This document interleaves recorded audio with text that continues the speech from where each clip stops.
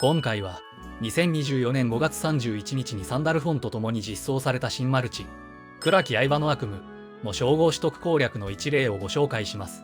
暗き刃の悪夢の専用称号は2種類ありますが、今回はノー瀕死、ノーアイテム、7分以内討伐で取れる称号ワールドバハムートについて紹介します。 NPC と共に取得するソロでの攻略動画になりますが、大変申し訳ないことに私はマルチ配信で集ってくれた貴空士の方と取得したため、自分がソロで取得する場合はこういう構成かなという視点の動画になっています。その点をご了承の上、称号取得に困っている貴空士の助けになれば幸いです。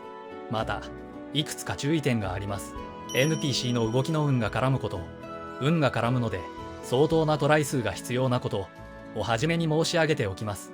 運が絡むことの他に NPC の構成準備などを含めかなりの手間と労力がかかるため、ソロ取得にこだわりがなければマルチでの取得を推奨します。キャラクターの装備に関しては動画の最後に流しますが、ブログの方でもまとめましたので、よろしければそちらもご覧ください。概要欄にリンクを貼らせていただきます。またライブ配信になりますが、マルチでの称号取得の動画がありますので、マルチで取得される方はそちらをご覧いただければと思います。ソロにしろマルチにしろ装備構成が整ったら、あとは事故が起きないように祈りつつクエストを回すだけなので、あまり神経質になりすぎないことをお勧めいたします。ざっくりと動画を流しつつの解説になりますので、何か質問や苦情がある際はコメント欄に遠慮なくどうぞ。では始めていきます。私の使用キャラは IO、攻撃と回避を併せ持つスターゲイズ型のようになります。フラジャイルドッチは積んでいませんが、狙われたくないのでステルスを積んでいます。基本的に敵のヘイトは NPC に集める形です。ヨウのような遠距離キャラを使うメリットとして、味方のリンクアタック発動を逃さないようにできる点が挙げられます。デメリットとしては、近接キャラほど密な攻撃手段を持たず、一発一発の火力が大事なのでフラジャイルドッチを積みにくいという点があります。積みにくいというより、遠距離キャラを選ぶ時点でフラジャイルドッチは積むべきではないと思います。幸いヨウは攻撃範囲が非常に広く、どこにいても戦えるキャラクターのため、位置取りにそこまで気を配らなくても良いので、敵から逃げやすいキャラになります。自身の安全を確保しつつスターゲイズを連発していきます。続いてモンスターよ。合わせるぜ。まだまだ気は抜けないわね。討伐対象がバハムート、オルタなので積極的に攻撃したいのはオルタなのですが、 NPC が影井戸を殴りまくるため、よく影井戸からの大技が飛んできます。影井戸からの攻撃もワンパンでダウンしてしまうため、井戸の大技中は無理をしないようにすることをお勧めします。ただしバハムートオルタの大技中は自分も井戸を攻撃します。理由は2つで、奥義ゲージの回収とリンクゲージ回収のためです。特に称号取得は積極的な奥義回しが必要のため、奥義ゲージが溜まっていない状況なら積極的にゲージを貯めます。自分の操作が下手くそで被弾してしまいましたが、ガッツがある状態なら一発の被弾はセーフです。称号取得に必要なのはとにかく奥義を回すことです。奥義発動中はタイマーが止まります。奥義を頻繁に回しタイマーを止めないと7分以内に間に合わないため、積極的に奥義を回してタイマーを止めます。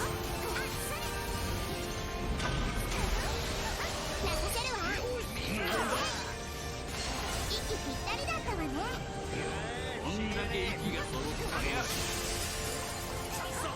動画では設定ミスでオイゲンが奥義を打ってしまいましたが、基本的に NPC の奥義もバハムートオルタに当てたいので、オルタが大技中は奥義を温存させておくのが無難です。ただバハムートオルタの大技中もタイマーが進んでしまうので、 NPC が影井戸に奥義を打ってしまったとしても、タイマーを止めてくれたからいいかと見ることもできます。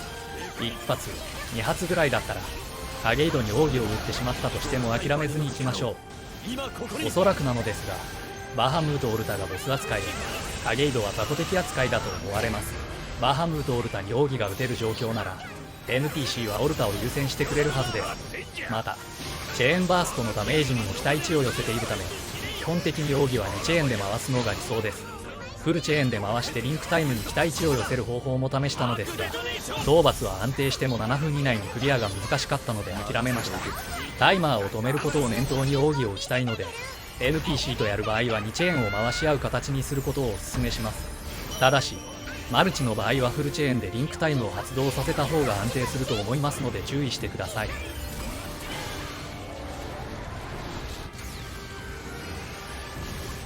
陽を使う理由の一つにライトニングで大技を止められる点があります。バハムートオルタがバーストオーラ状態でない場合は麻痺で行動を止められるのを覚えておくと攻略が楽になると思います。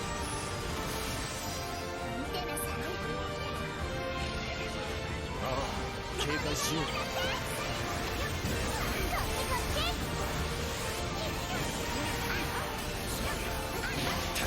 食らいやがれ。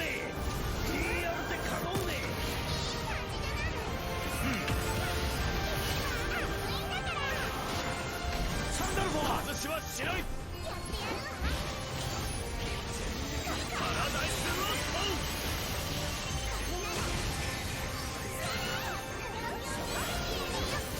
そうだ、アースデトネーション。60%、40% の間に DPS チェックである断りの超越があるため、本来はここに奥義を合わせた方が良いのですが、ここで奥義温存にこだわると事故が起きる確率も上がる上に、大技発動で時間が足りないという事態を何度も経験したため、ここで奥義温存をすることを諦めました。この状況ですと、サンダルフォンさんとオイゲンさん、なんとか奥義を間に合わせてくださいと祈りながら奥義を打っています。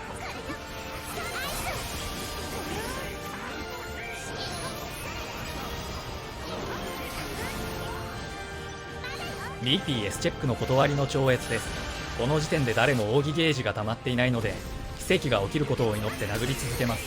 この動画では影井戸が倒れているので安心ですが、影井戸が倒れていない場合は平然と殴ってきますので注意しましょう。ソロでやる場合はこういった噛み合いを信じてやるのも必要です。常に祈りながら戦いましょう。天使長の奥義が間に合ったため、超越はなんとか超えられました。ありがとうサンダルフォン、本当にありがとう。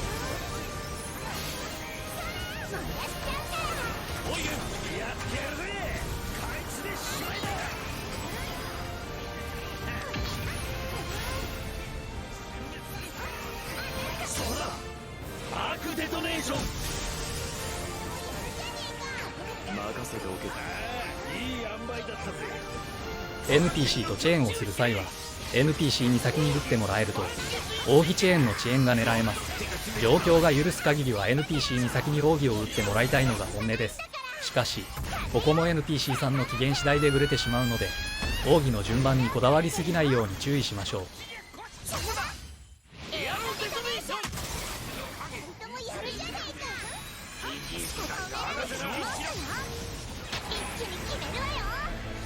リンクタイム中にバハムートオルタが浮いてしまうというあまり良くない展開ですが、ソロ取得の場合はもともとリンクタイムのダメージ期待値は低いです。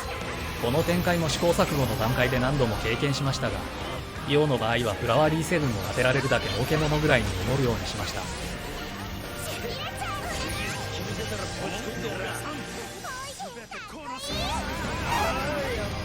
天使長が奥義を外していましたが、おそらく影井戸に当てようとしてたので結果オーライです。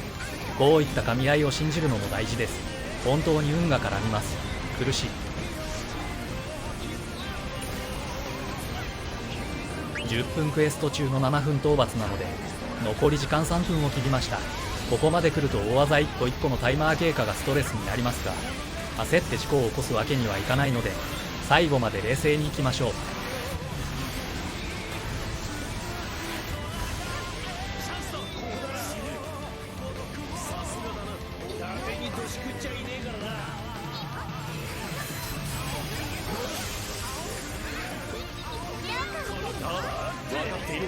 NPC にサンダルフォンを起用する場合はダメージの高いパラダイスロストを打ってくれとお祈りするのも大事です。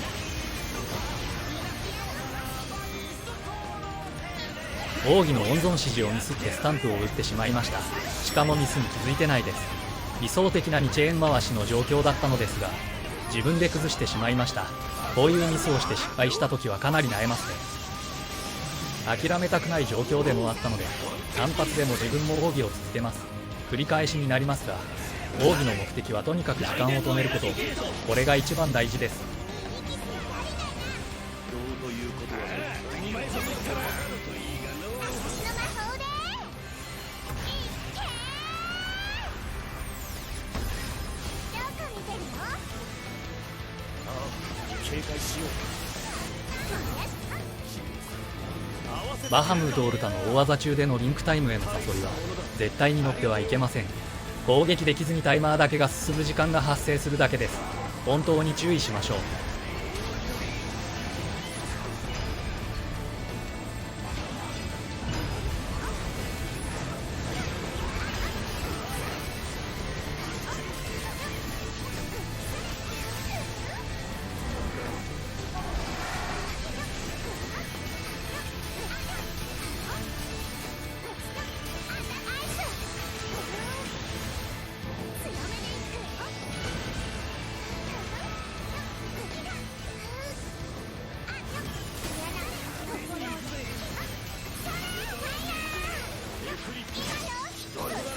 任せてもらおう。一気に決めるわよ。いいだろう。これだ。どこ見てるの？もやしちゃう。期待してないの。どいたどいた。ライトニング。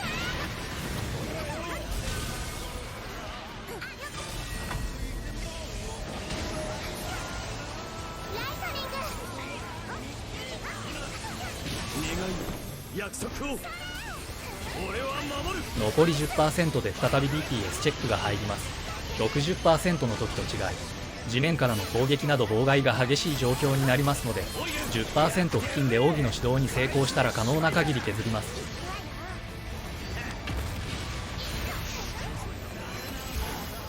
よだるな。分かっておる。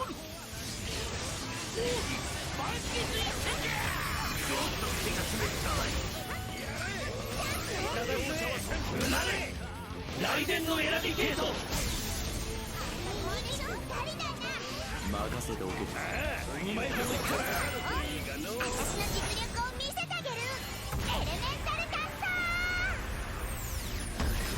どこ見てる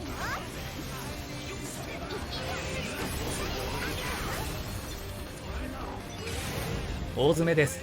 あとはもう事故らないように祈りながら攻撃するのみです。ここまでノー瀕死ノーアイテムで来てもここでやられることも経験しました。かなり萎えるのでここに来るまでに奥義を温存したいとも考えましたがやはり時間が足りなくなるので諦めました。運よく影井戸に対してリンクタイムの発動が成功しました。ここでリンクタイムが発動できればほぼ勝ちです。かなり運に助けられた結果になりましたがこういった運に助けられる噛み合いを期待しないといけないのがソロ取得です。これがストレスの場合は人を集める大変さを覚悟してでもマルチ取得で称号を狙うようにすることをお勧めします。最後に今回の称号取得向け装備の構成を流して終わります。